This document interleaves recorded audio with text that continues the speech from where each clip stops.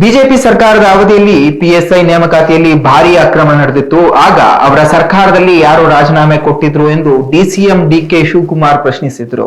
ವಿಧಾನಸೌಧದ ಆವರಣದಲ್ಲಿ ಮಾಧ್ಯಮಗಳೊಂದಿಗೆ ಮಾತನಾಡಿದ ಅವರು, ದಲಿತ ಸಚಿವರಿಗೆ ತೊಂದರೆ ನೀಡುವ ಉದ್ದೇಶದಿಂದ ಬಿಜೆಪಿ ನಾಯಕರು ಈ ರೀತಿ ರಾಜಕೀಯ ಡ್ರಾಮಾ ಮಾಡ್ತಿದ್ದಾರೆ ಎಂದು ಅವರು ಆರೋಪಿಸಿದ್ರು. ಬಿಜೆಪಿ ಮಾಡುತ್ತಿರುವ ಆರೋಪಗಳಿಗೆ ಯಾವುದೇ ಸಾಕ್ಷ್ಯವಿಲ್ಲ, ಎಲ್ಲವೂ ಸುಳ್ಳು ಆರೋಪವೆಂದು ಅವರು ಹೇಳಿದ್ರು. ಮನರೇಗಾ ಯೋಜನೆ ಬಗ್ಗೆ ಚರ್ಚೆ ನಡೆಯುತ್ತಿದ್ದಂತೆ ತಡೆಯಲು ಬಿಜೆಪಿ ಈ ರೀತಿಯಾದಂತಹ ವಿಷಯ ಮಾಡ್ತಾ ಇದೆ ಎಂದ್ರು. ಬಿಜೆಪಿ ಗೌರ್ಮೆಂಟ್ಗಳೇ ಇದನ್ನ ಇಂಪ್ಲಿಮೆಂಟ್ ಮಾಡಕ್ಕಾಗಲ್ಲ. ಇವೆಲ್ಲ ನಾವು ಬಿಚ್ಚಿಡಕ್ಕೆ ನಾವೆಲ್ಲ ದಾಖಲೆಗಳು ಮಡಿಕೊಂಡು ಕೂತಿದ್ದೀವಿ. ಸೊ ಚರ್ಚೆ ಮಾಡಿ ಅವರು ಮಾಡಲಿ, ನಾವು ಮಾಡೋಣ. ಸೊ ಅದು ಬಿಟ್ಬಿಟ್ಟು ಡೈವರ್ಟ್ ಮಾಡಕ್ಕೆ ಲಾಸ್ಟ್ ಡೇ ಇದೊಂದು ಡ್ರಾಮಾ ಮಾಡ್ತಾ ಇದ್ದಾರೆ ಅಷ್ಟೇ. ಇಶ್ಯೂನೇ ಇಲ್ಲ.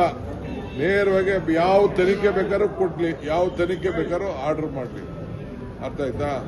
ಹಿಂದೆ ಹೇಳಿದ್ರಲ್ಲ, ಈಗ ಪೊಲೀಸ್ ಕ್ಯಾಂಪ್ದು ಅವರೇ ಹೇಳಿದ್ರಲ್ಲ, ಪೊಲೀಸ್ ಕ್ಯಾಂಪ್ ಯಾರು ಮಂತ್ರಿ ಕೂಡ ರಾಜೀನಾಮೆ ಕೊಟ್ಟಿದ್ರು? ಈಗ ಅವರೇ ಆಫೀಸರ್ ಒಪ್ಕೊಂಡಿದ್ರು, ಸ್ಕ್ಯಾಮ್ ಆಗಿದೆ ಅಂತ ಒಪ್ಕೊಂಡಿದ್ರು, ಜೈಲು ಕಳಿಸಿದ್ರು.